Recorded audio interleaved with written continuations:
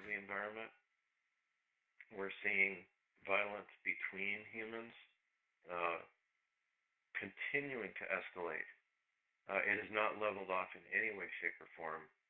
In fact, the one thing human beings are good at is finding new, innovative, and clever and creative ways of being violent towards each other.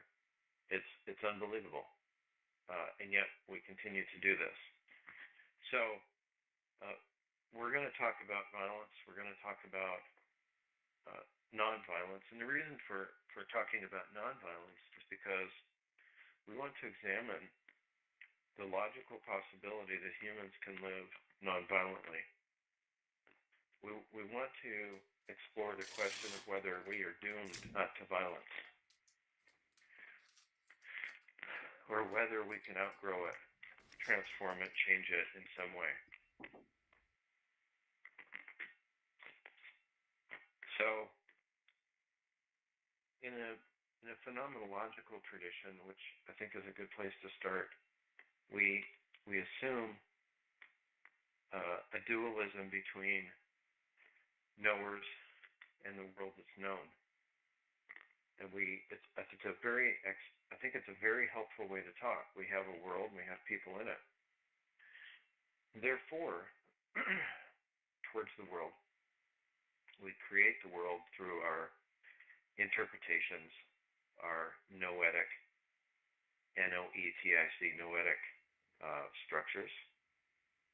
And the world isn't just what it is.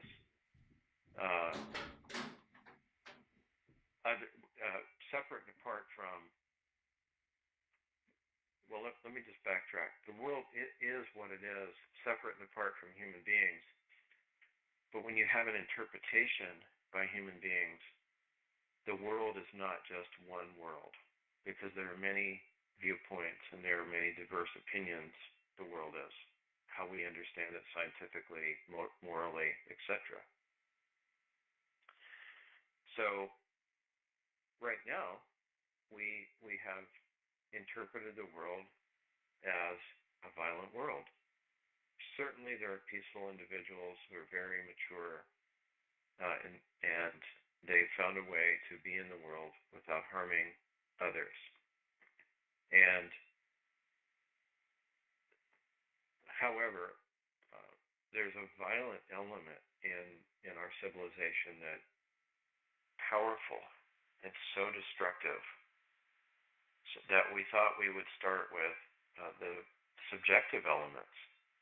I mean, if I'm part of a violent act, it seems to me that the scientific exploration should focus on the actor, like what's going on in that person's being, what's going on with that person's subjectivity. So we're focusing on the subjectivity of violence. If you just look at the objectivity of violence, like take a violent phenomenon and you examine it, you'll find yourself dissatisfied with any explanation that you come up with.